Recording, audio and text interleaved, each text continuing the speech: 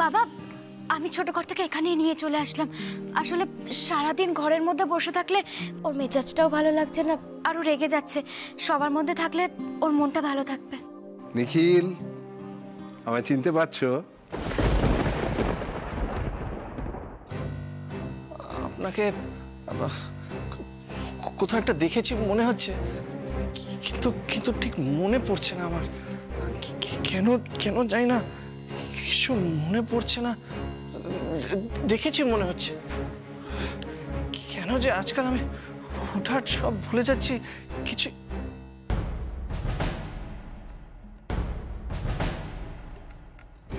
আপনি আপনি প্রেসের লোক না তো? কে অ্যালাউ করেছে? বাবা বাবা ওনাকে কে অ্যালাউ করেছে এখানে? আমি তো মানা করেছি প্রেসের লোক এই বাড়িতে ঢুকবে না। কি জানতে চান আপনি? কি জানতে চান? সুস্বাদু কোম্পানি কার জন্য চলেছে? তো আমার জন্য। আমি দায়ী, নিখিল চৌধুরী দায়ী, এটাই ফাইনাল। কেন তুমি এমন কথা বলছো নিখিল? আর এই ঘটনার জন্য নিজেকেই বা দায়ী করছো কেন? এটা তো জাস্ট একটা অ্যাক্সিডেন্ট। হ্যাঁ হ্যাঁ, এটা একটা অ্যাক্সিডেন্ট। অ্যাক্সিডেন্টটা হয়েছে কার জন্য? আমার জন্য হয়েছে। এটাই জানতে চান তো? এই মেসা ভাই বল, এই বর্দা ভাই বলে দাও যে আমার জন্য হয়েছে। আরে তো তুমি বলে দাও যে আমার জন্য হয়েছে।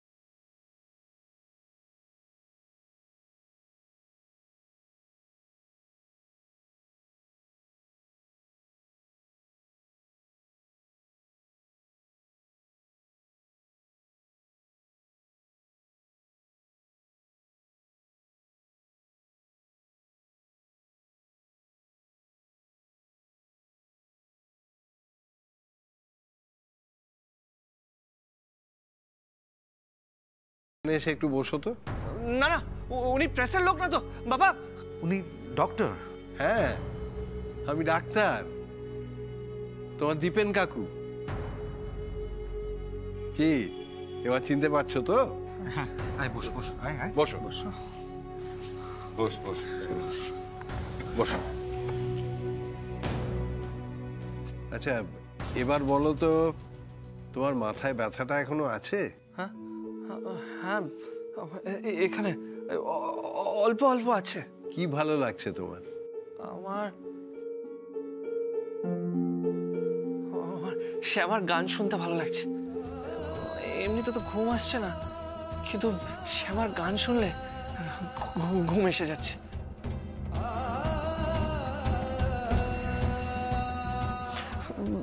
বিশ্বাস করুন ডাক্তারবাবু, বিশ্বাস করুন, আমি বুঝতে পারিনি আমরা এতটা অসহায় হয়ে পড়বো, এতটা বাজে কন্ডিশন হয়ে যাবে আমাদের। আমি বুঝতে পারিনি। কিন্তু বাবা আমি শ্যামাকে বলে দিয়েছি ও কিন্তু গান ছাড়বে না। ও গান গাইবে, গাইবে তুমি, হ্যাঁ গাইবে।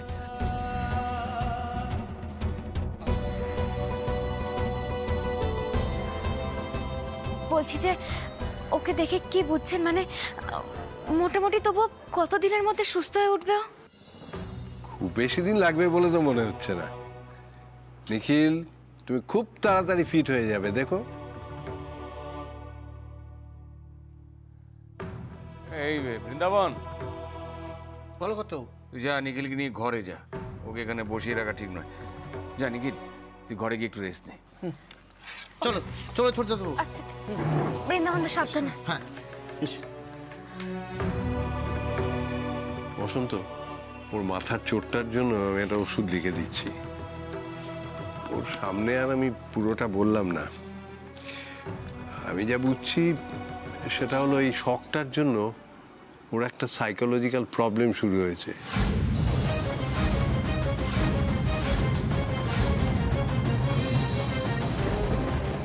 আগামী দিনে সেটা আরো বাড়তে পারে।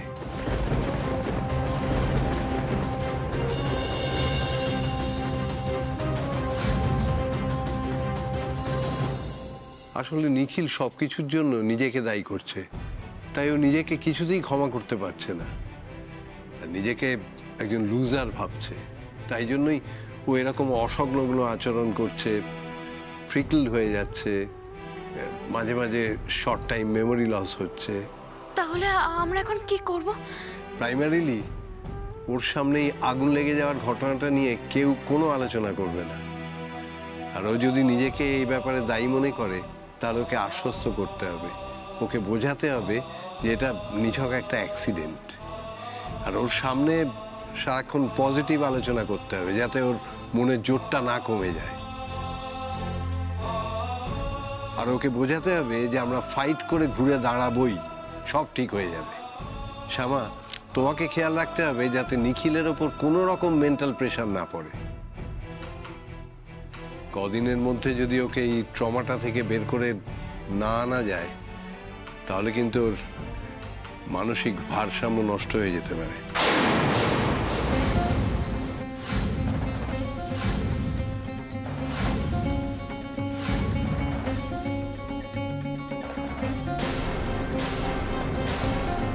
সে কি দিবেন, ওরা আমার ছেলেটার এই অবস্থা করেছে। এই শোনো, তোমরা সবাই শুনে রাখো, কেউ সুজাতার সামনে এ নিয়ে কোনো রকম আলোচনা করবে না।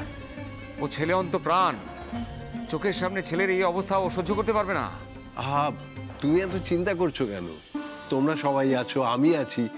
শ্যামা, তুমি নিখিলকে প্রয়োজন মতো আমার চেম্বারে নিয়ে আসবে, আমি ওকে কাউন্সেলিং করব, দেখি যদি তাতে কিছুটা ঠিক করা যায়। আর আমি কয়েকটা ওষুধ লিখে দিচ্ছি, ওকে একদম টাইম মতো খাওয়াবে। আর একটা কথাই তোমাকে আবারও বলছি, বাড়িতে যেন এমন কিছু না হয় যাতে নিখিলের মাথার ওপর প্রেশার পড়ে। ওকে নিজের মতো থাকতে দিতে হবে। আপনি একদম চিন্তা করবেন না, আমি সব সময় ওর পাশে পাশেই থাকবো।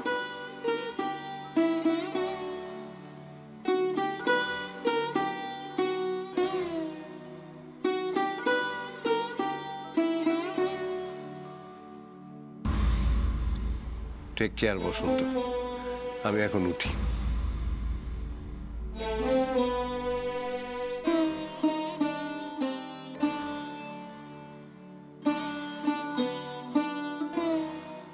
শ্যামা, ওইটা আমায় দাও, ওষুধগুলো আনার ব্যবস্থা করছি। তুমি যাও, নিখিলের কাছে যাও, ওর কাছেই থাকো। ওইদিকে মন্দিরে আমি লোক পাঠিয়েছিলাম, বড়মা বলেছে সূর্য না ডোবা অবধি বাড়িতে ফিরবে না। আদিত্যদা, এই মুহূর্তে মাকে কিছু বলার দরকার নেই, কারণ এমনিতেই মা সবসময় ছোট কর্তাকে নিয়ে চিন্তা করেন। আর তার মধ্যে যদি ওর এই অবস্থা শোনে তাহলে কিন্তু আমরা মাকে সামলাতে পারবো না। ওকে শ্যামা, আমি বড়মাকে কিছু বলবো না, কিন্তু তোমাকেও একটা কথা বলছি, তুমি এখন থেকে আর ফোন রিসিভ করো না।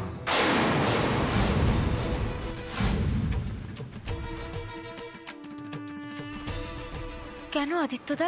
দেখো, আমাদের শত্রুরা কি প্ল্যান করেছে আমরা তো জানি না। আমি বড়দা ভাই আর অশোকের সাথে কথা বলেছি, তোমার ফোনটা তোমার কাছে রাখার দরকার নেই। তোমার কাছে ফোন আসলে তুমি আমাকে বা বড়দা ভাইকে দিয়ে দেবে, আমরা কথা বলবো। দেখো, আমাদের শত্রুরা কি প্ল্যান করছে আমরা জানি না।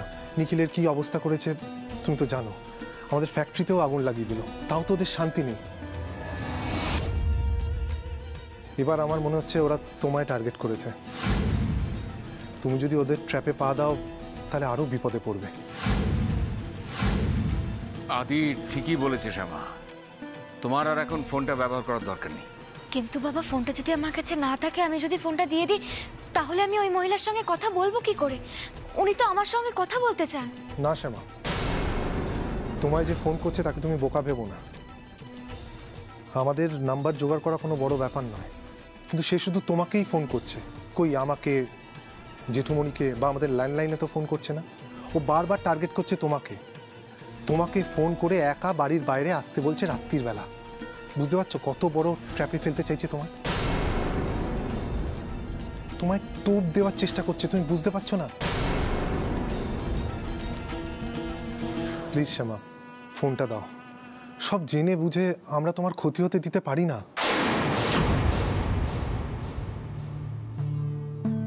আমরা আর কোনো রিস্ক নেব না। কিন্তু বাবা, আমার কথা শুনো, দিয়ে দাও ফোনটা।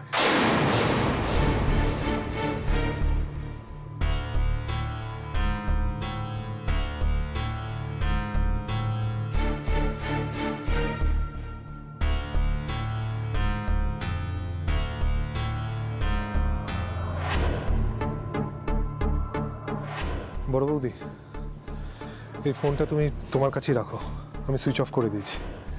আর দেখো কেউ যাতে ব্যবহার না করে।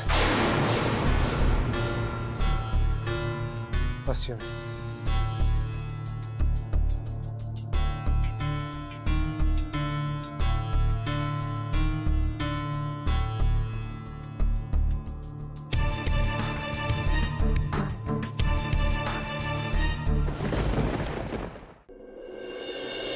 না না না শ্যামা, আমাকে আর জ্বালাস না তুই, আমার ভাল লাগছে না।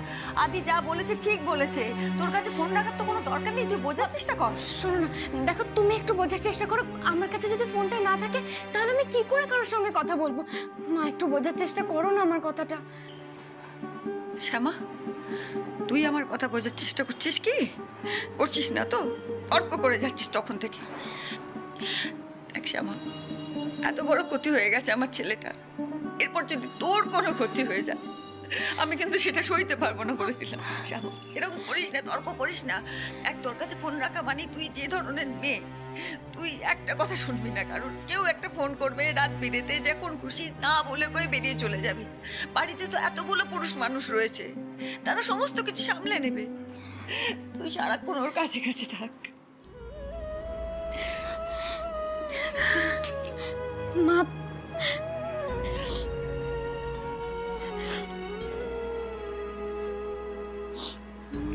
কাঁদবো না। কে জানে নিখিলটা এখন কি করছে। কাঁদবো না, কাঁদবো না, চল দেখি।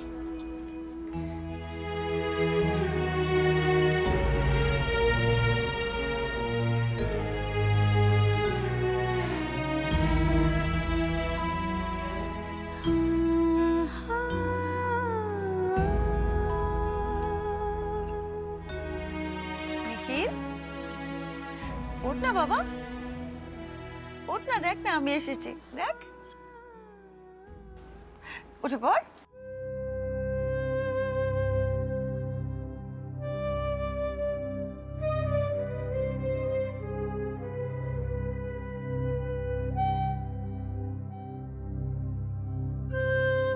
এই দেখ, তোর জন্য আমি আজ পুজো দিতে গিয়েছিলাম, দেখ না,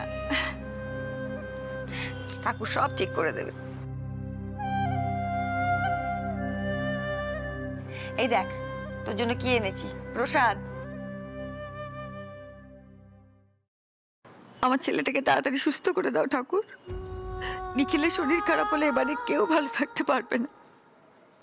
আর আমি যদি সৎ পথে থেকে থাকি সারা জীবন, ঠাকুর তুমি আমার কথা শুনবে, আমার প্রার্থনা শুনবে, ঠিক শুনবে, আমি জানি। মা, তুমি পুজো দিতে গেছিলে? হ্যাঁ, এই তো দেখ না, তোর পছন্দের মিষ্টি আছে, খা, আইটু খা না। তার মানে আজ আমাদের অফিসের নতুন অ্যাসাইনমেন্ট, তাই তুমি পুজো দিতে গেছিলে? আমার না কেমন সবকিছু ভুলে যাচ্ছে, আমার মনে থাকছে না, জানো তো। তোকে মনে করার দরকার নেই তো, কি দরকার? মা, আমি এতক্ষণ শুয়েছিলাম কেন? আমাকে তো রেডি হতে হবে। আমি শ্যামাকে বলেছিলাম অ্যালার্ম দিয়ে দিতে, ভুলে গেছে। তোমাকে তো বলেছিলাম আমাকে ডেকে দিতে, তুমি আমাকে ডেকে দাওনি কেন বলো তো? দাঁড়াও, আমাকে সবকিছু গোছাতে হবে। কোথায় সবকিছু কোথায়? আমার ফাইলগুলো। আচ্ছা শোনো না, আমার ফোনটা তুমি একটা কাজ করো, বলছিলাম ওই মিস্টার সেন আর সুদেব দাকে একটু জানিয়ে দাও যে আমার আসতে একটু দেরি হবে, ঠিক আছে? কিন্তু সাপ্লাই আমাকে ছাড়া যেন শুরু না হয়। ফাইলগুলো দেখে নি, ফাইলগুলো কোথায়? এই তো ফাইলগুলো। শ্যামা ওরকম করছি কেন? আমার নিখিলের মাথাটা, ডাক্তারবাবু এসেছিলেন, কি বললেন ডাক্তারবাবু, কি বললেন? তুমি একটু শান্ত হও। ডাক্তারবাবু ওর সামনে কিছু বলতে বারণ করেছে আমাদের। হ্যাঁ মা, শোনো, ওর সামনে আমাদের সব সময় পজিটিভ কথা বলতে হবে, নেগেটিভ কথা বলে ওর ব্রেনে চাপ পড়বে। আমার মোবাইল। এই তোমরা এখনো এখানে দাঁড়িয়ে আছো কেন? বলছি তো আমার লেট হয়ে যাচ্ছে। প্লিজ যাও। সরো। মা, তুমি টেনশন নিও না, আমি অফিসে যাবো, সব সাইন করে দেবো, ঠিক আছে? Don't worry. আসার সময় আবার মিষ্টিও নিয়ে আসবো, কোনো প্রবলেম হবে না। ছোট কথা, আজ তো অফিস ছুটি। ছুটি? হ্যাঁ, আজ অফিস ছুটি। ছুটি দিয়েছি তো। কেন? এই দেখো, সবাই তো প্রচুর পরিশ্রম করেছে, তারপর পুজোতে আবার সবাই ওভারটাইমও করেছে, তাই তুমি নিজে সবাইকে ছুটি দিয়ে দিয়েছো। আসলে কি বলো তো, তোমার এই কদিন অনেক কাজ ছিল তো, তাই হয়তো ভুলে গেছো। ও হ্যাঁ হ্যাঁ, ভুলে গেছি। ও হ্যাঁ, না না ছুটি দিয়েছি, তাহলে তো ভালো করছি। বাবা কি বলে মনে আছে? বলে যে ওয়ার্কাররা আমাদের কোম্পানির মেইন স্ট্রেংথ, তাই ওদের কথা তো ভাবতে হবে, তাই না? আর ওরা রাত দিন কাজ করেছে, পুজো একটু পরিবারের সাথে বেরোবে না, তাহলে ঠিক আছে। তাহলে তাহলে আমি আবার ঘুম থেকে উঠে পড়লাম কেন? আমি না একটু রেস্ট নিই, ঠিক আছে? মা একটু রেস্ট নিই, ঘুম পাচ্ছে, জানি না কেন এখনো মাথাটা কেমন ঠিক ব্যথা আছে, করছে। তুমি শো, আমি তোমার মাথা টিপে দিচ্ছি। শো, হ্যাঁ, শুয়ে পড়ি একটু। হ্যাঁ শো, ঘুমিয়ে পড়।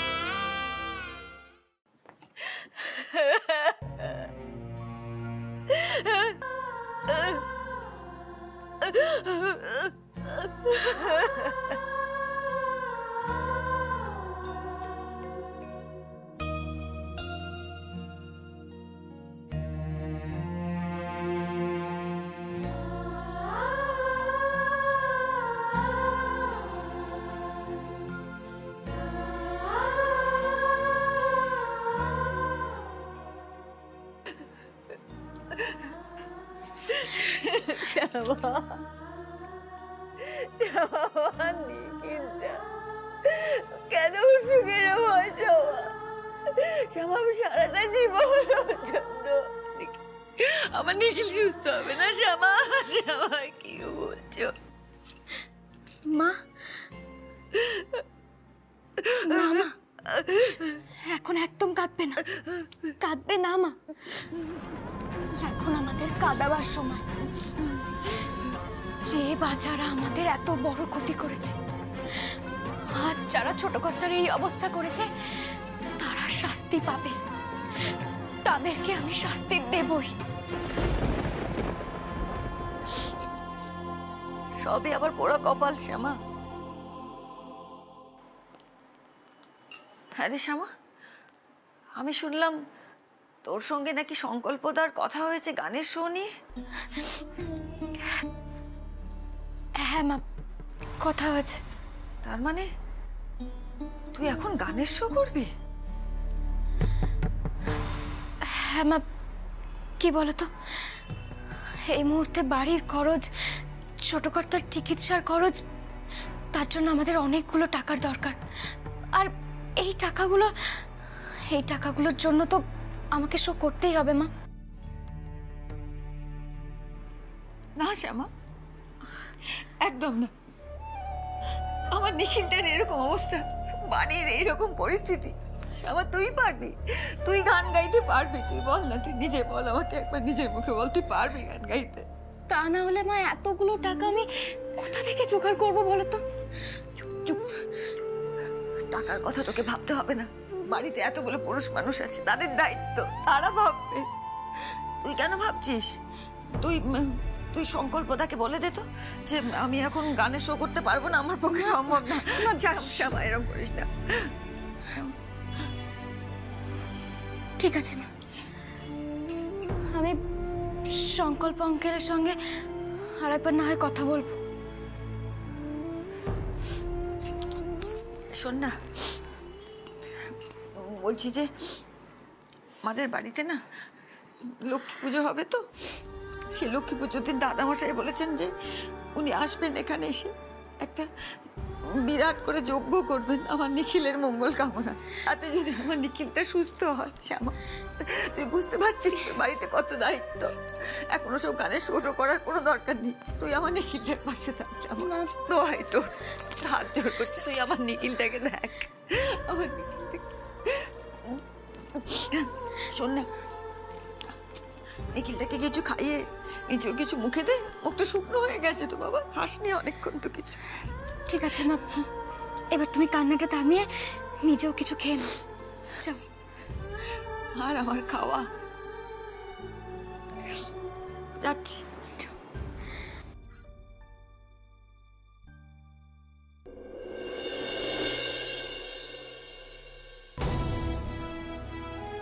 কিন্তু গান না গাইলে টাকা আসবে কিভাবে? আমাদের তো এখন অনেক টাকার প্রয়োজন।